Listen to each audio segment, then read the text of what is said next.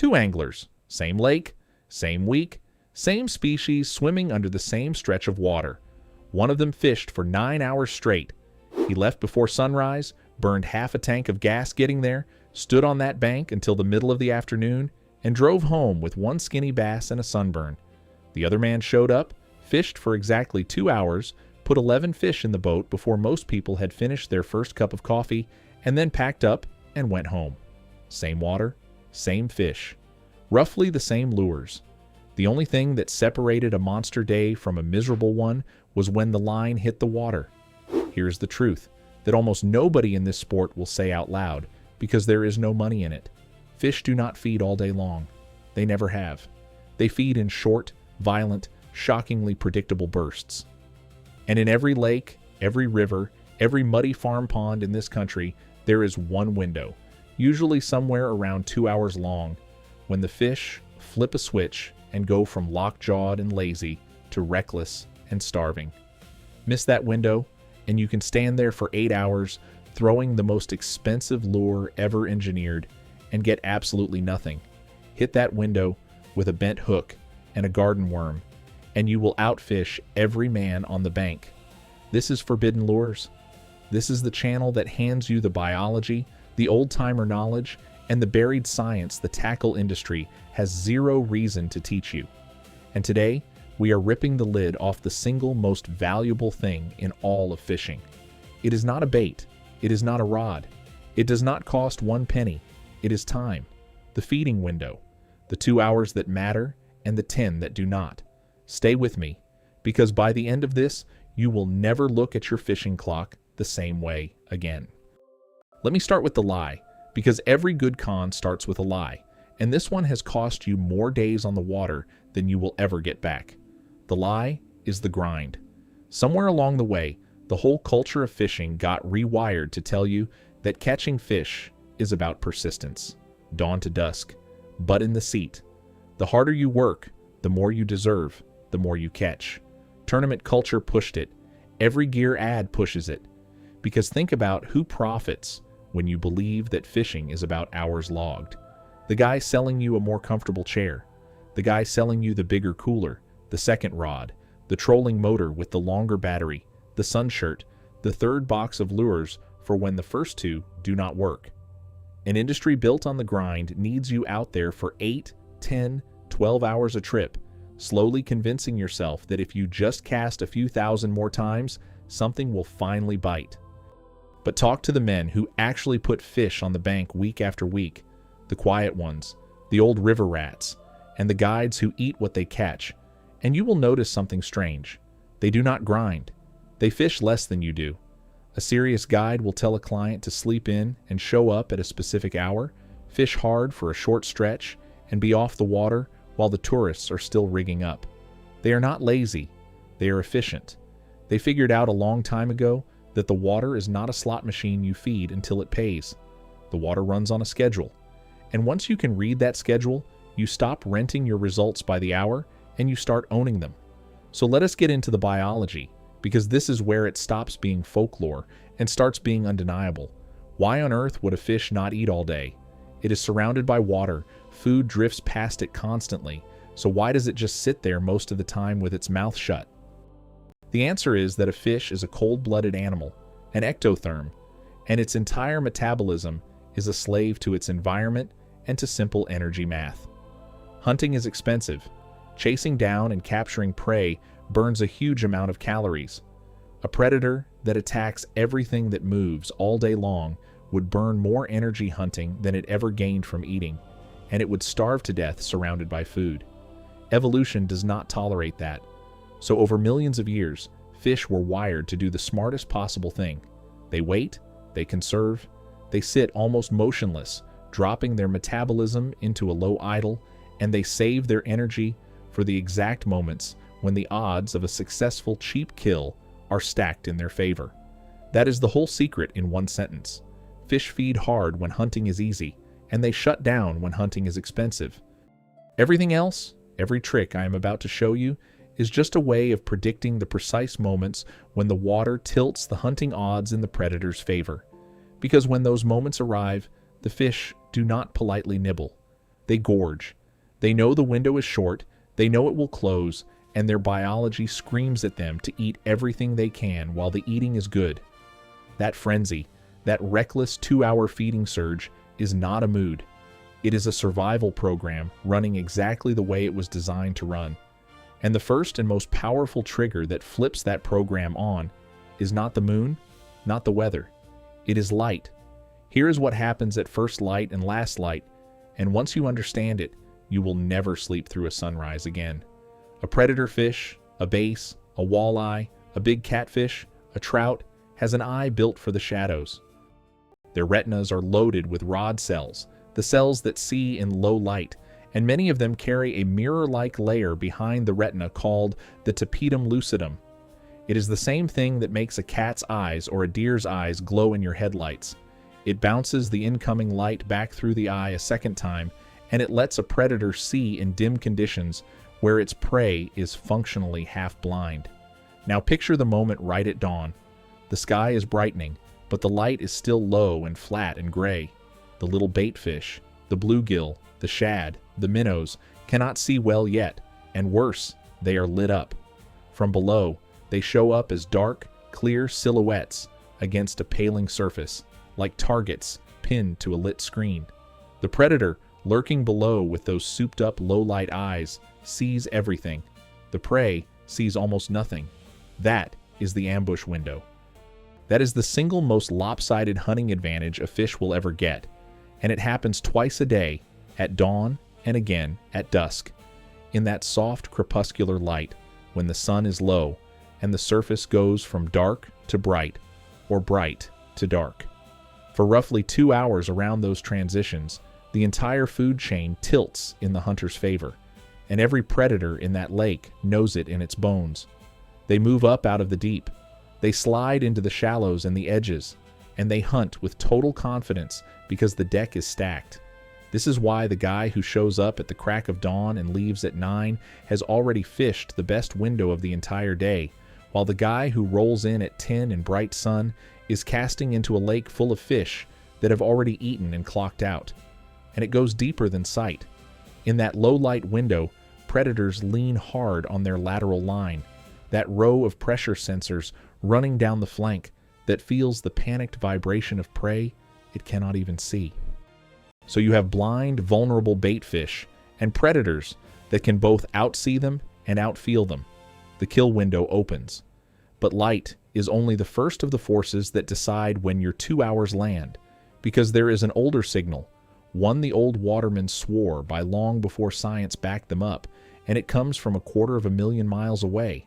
I'm talking about the moon. Now, before you roll your eyes, understand that this is not astrology, it is gravity, and the same force that lifts the entire ocean twice a day does not politely skip your inland lake.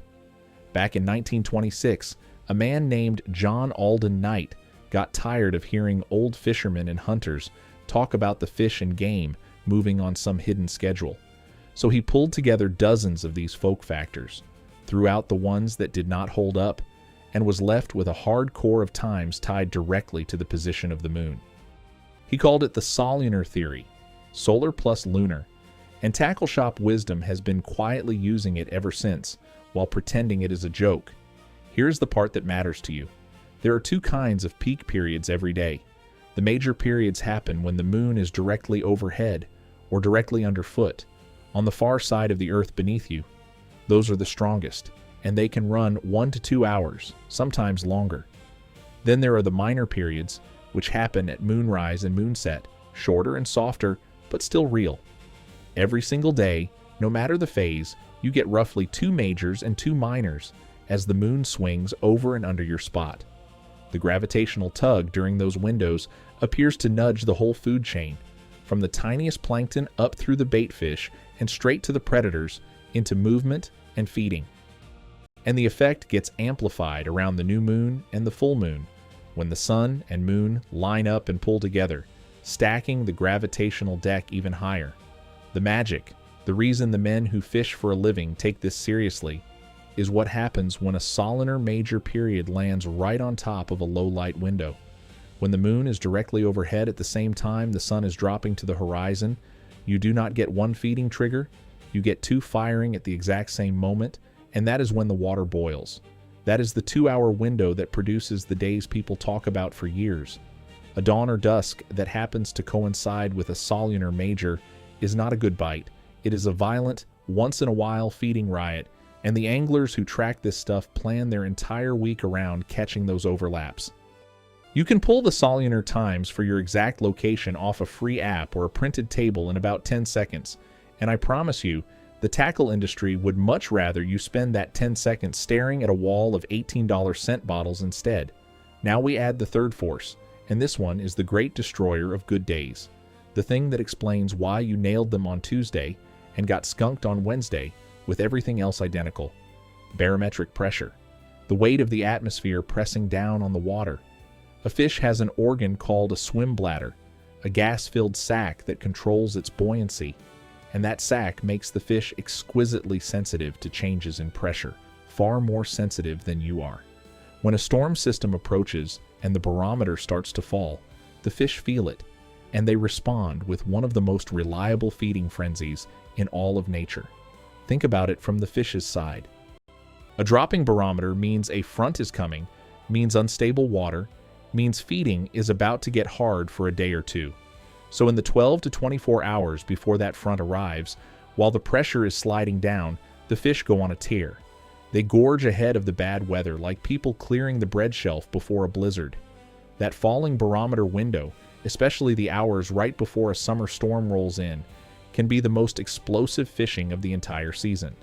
Predators that have not moved in days will suddenly hammer anything you put in front of them. And then the front passes, and the sky goes that gorgeous, cruel, cloudless blue. Bluebird skies. Every amateur on the lake looks up at that beautiful weather and thinks, today is the day, and every one of them gets crushed. Because behind that high-pressure bluebird sky is a barometer that has spiked, and the fish feel that pressure clamp down on them, and they sink, they sulk, they bury themselves in cover and lock their jaws for a day or two until things stabilize. Same lake. Same lures. The beautiful day is the dead day, and the ugly, gray, falling pressure day before the storm was the window. Learn to read the barometer on your phone or a cheap gauge, and you will start showing up for the falling window and staying home for the bluebird, while everyone else does the exact opposite. So now stack it up, because the whole system only works when you stack it. Light, moon, pressure, and there is a fourth dial that moves the window across the calendar, and that is water temperature. Remember, the fish is cold-blooded, so the season decides where in the day the comfortable active feeding hours actually fall. In the cold water of early spring and late fall, the fish are sluggish and the water is coldest at dawn, so the best window often shifts to the middle of the afternoon, the warmest part of the day, when the sun has finally lifted the shallows a few degrees and woken the fish up. Midday in April can be prime time. But in the brutal heat of summer, that flips completely. The midday sun bakes the shallows into a warm, oxygen-poor dead zone, and the fish retreat and go quiet, which is why summer afternoons feel so hopeless. The window slides to the very edges of the day and deep into the night. Summer is a dawn, dusk, and after-dark game, and the guy fishing under a full moon at midnight in July is eating the fish that the noon crowd never had a chance at. Here is how you put it all together into a real plan, and it costs you nothing but 10 minutes the night before. First, get your light windows. Look up the exact sunrise and sunset for your spot, and mark the roughly 1 hour before to 1 hour after each. Those are your 2 anchor windows every single day, guaranteed. Second, pull the solunar major and minor times for your location. Third, check the barometer trend. Is a front coming? Is the pressure falling over the next day? Fourth, factor the season and water temp to know whether to lean toward midday, the edges, or full dark. Now lay them on top of each other and look for the overlap. The day a solunar major lands inside your dusk light window while the barometer is falling ahead of a front in the right seasonal temperature is the day you drop everything and go. That is not a good bite. That is the 2 hours anglers wait all year for. And here is the last piece, the one that separates the men who understand this from the men who just heard about it. You do not fish during the window. You are already fishing when the window opens. This is the mistake that ruins it for people. They read all this. They figure out that the bite starts at, say, 7:40, and they pull into the parking lot at 7:40, slam the truck door, stomp down to the water, and spend the first 30 minutes of their 2-hour gift tying knots and untangling line while the fish feed 20 feet away. The window does not wait for you, so you get there early. You are rigged, you are quiet, you are in position, your bait is in the water, and your nerves are settled a full 20 minutes before the window is due to open.